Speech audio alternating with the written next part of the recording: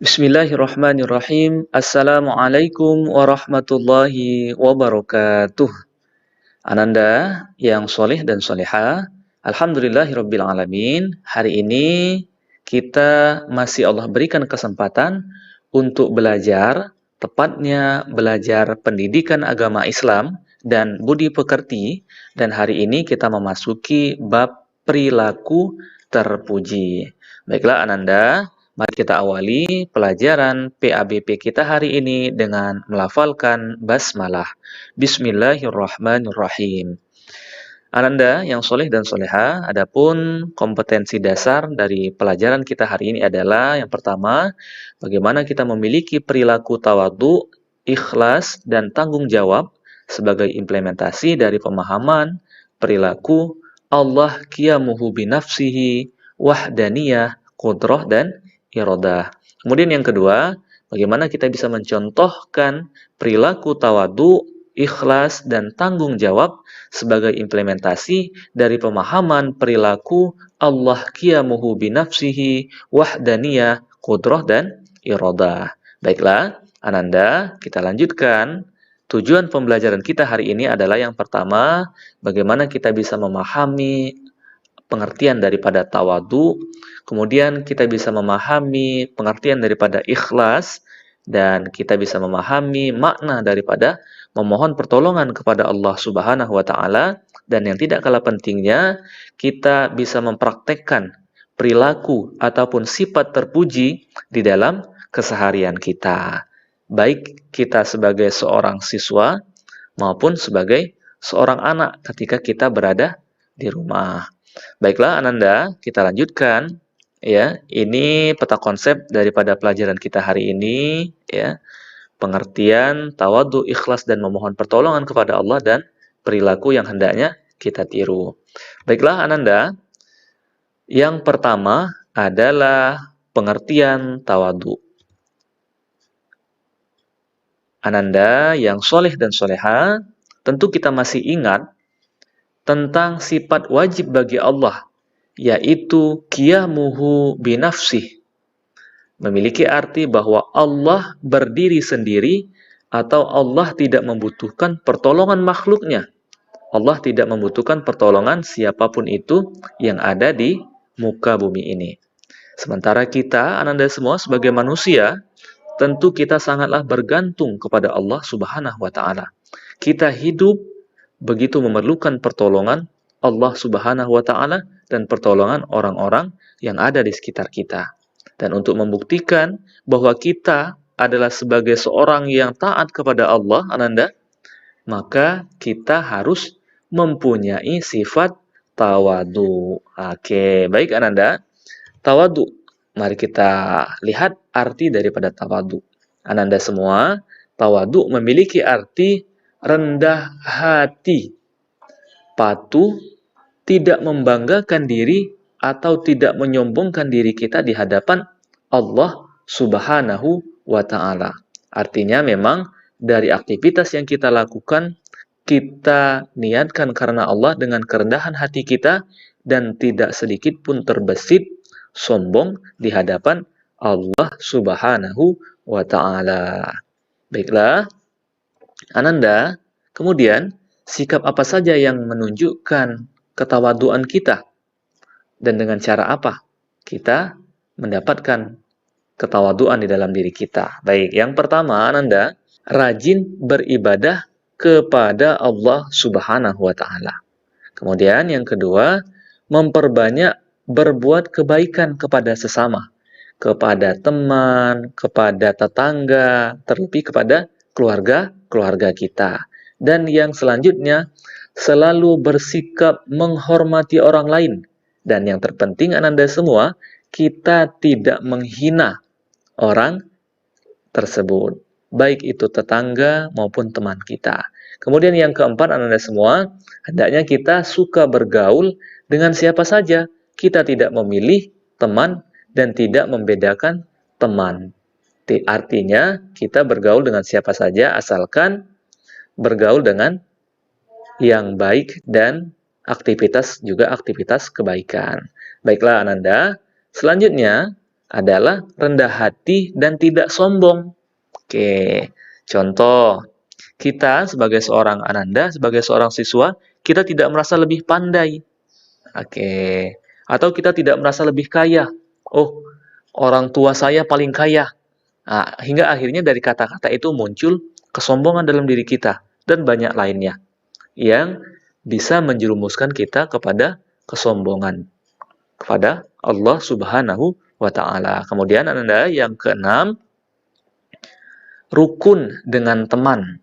Jika ada masalah, jangan dendam. Tidak boleh menyakiti teman kita. Baik itu teman yang ada di sekolah maupun teman yang ada di sekitar rumah kita. Ketika kita berteman, tidak boleh saling menyakiti. Baiklah, Ananda yang soleh dan soleha. Kemudian yang kedua, yakni pengertian ikhlas. Oke, Ananda, pengertian ikhlas. Lihat gambar ketika ada seseorang yang memberikan sedekah ya kepada orang lain. Ananda, ikhlas secara bahasa memiliki arti bersih, murni, tanpa tercampur dengan sesuatu apapun itu. Dengan demikian, Ananda, pengertian ikhlas dalam perbuatan adalah bagaimana pembersihan perbuatan kita dari pamrih atau meminta pujian orang lain, meminta pujian manusia. Nah, ikhlas dalam perbuatan hanya mengharap ridho dari Allah Subhanahu wa taala semata. Baik, Ananda. Adapun ini lawan daripada ikhlas. Bahwa lawan dari ikhlas adalah pamer atau riya. Oke, Ananda semua. Melakukan sesuatu karena orang lain atau agar mendapatkan pujian atau bahkan mungkin karena ingin mendapatkan imbalan. Maka kita menghindari hal ini di dalam sholat kita, di dalam tilawah kita, maka kita harus ikhlas. Jangan sekali-sekali terbesit untuk kesombongan, untuk pamer ataupun riya. Dan riya ini Ananda merupakan perilaku yang tercela, perilaku yang harus kita hindari di dalam aktivitas kita dan harus kita jauhi. Oke, baik Ananda yang soleh dan soleha. Selanjutnya adalah aktivitas yang harus ikhlas. Jadi banyak aktivitas yang bisa kita lakukan dengan mengharap keikhlasan.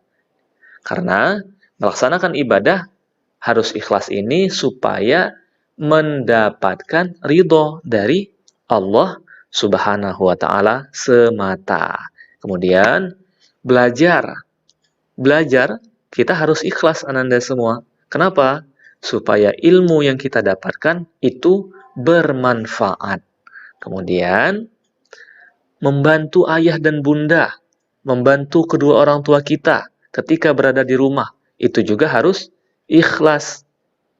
Karena Allah Subhanahu wa taala. Karena dengan ikhlas juga insya Allah orang tua kita akan bangga dengan kita, akan terharu ya dengan apa yang kita lakukan. Baik, Ananda. Kemudian yang selanjutnya adalah berbuat baik pada teman juga harus ikhlas. Ketika kita melakukan kebaikan kepada teman kita, maka harus diiringi dengan keikhlasan karena Allah Subhanahu wa taala. Baik, Ananda. Yang selanjutnya, yang ketiga adalah memohon pertolongan Allah Subhanahu wa taala. Baik, Ananda. Ini sebuah pertanyaan besar untuk kita.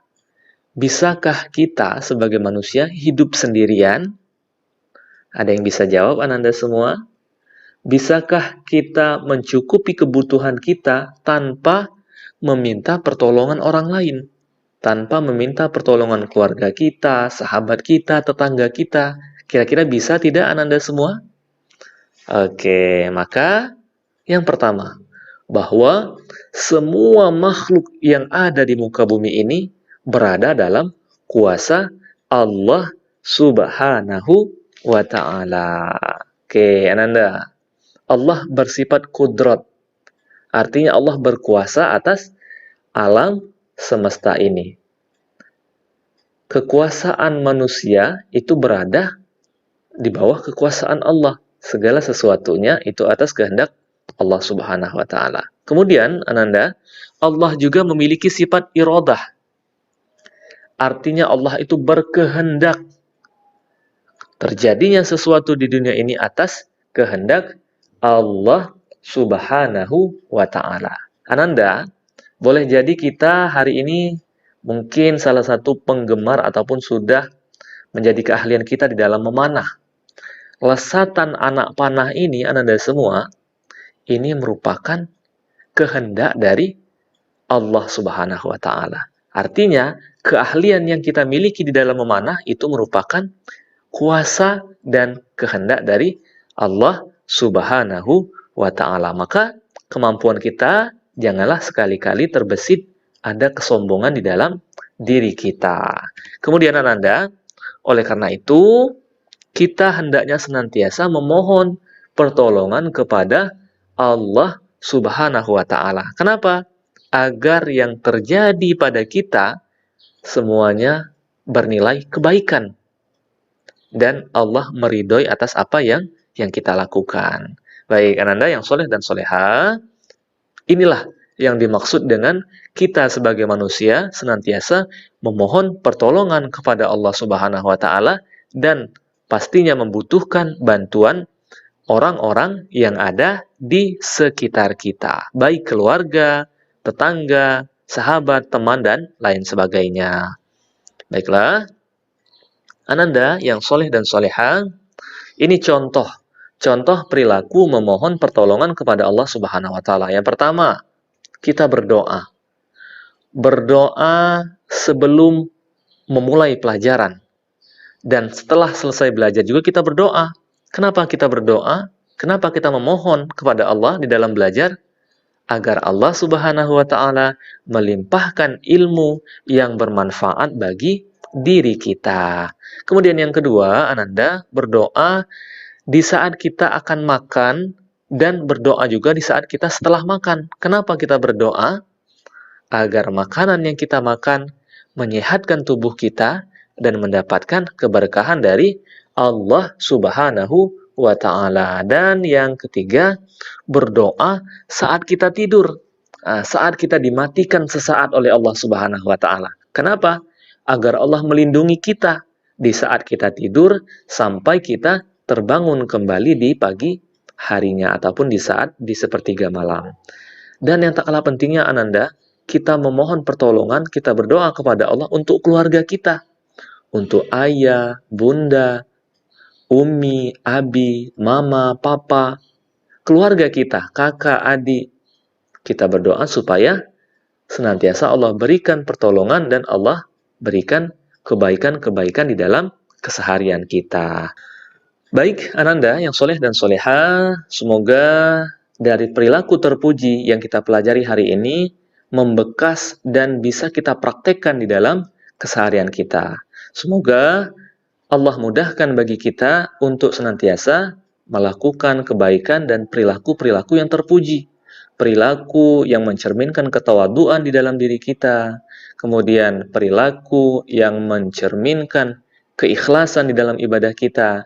Dan perilaku yang mencerminkan bahwa kita sebagai manusia senantiasa memohon pertolongan Allah Subhanahu wa ta'ala. Baiklah Ananda, cukup untuk pelajaran kita hari ini. Semoga Allah memberikan kemudahan dan ilmunya kepada kita, insyaallah. Ananda semua selalu semangat di dalam belajar. Mohon maaf jika ada kesalahan. Akhirul kalam. Wassalamualaikum warahmatullahi wabarakatuh.